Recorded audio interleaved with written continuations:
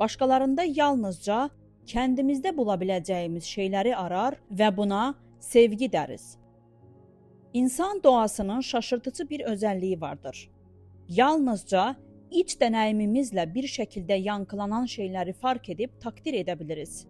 Zalim bir insan nəzakəti göz ardı edər və ya onu zayıflıq olaraq algılar. İlkel bir zihin incəliyi göz ardı edər və ya onu zübbəlik olaraq görür. Kapalı bir kalp sevgi hiss etməz və ya onu manipulyasyon olaraq algılar. Dünyada yalnızca kendi içimizdə olanı görürüz. Bilgəliyə hayran kala biliyorsak, bu bilgəlik tohumlarının ruhumuza zaten əkildiyi anlamına gəlir. Güzellikdən etkileniyorsak, bu güzelliğin kalbimizdə zaten yankılandığı anlamına gəlir. Yeteneği fark edersək, içimizdə bənzər bir yeteneğin uyanmayı bəklədiyi anlamına gəlir.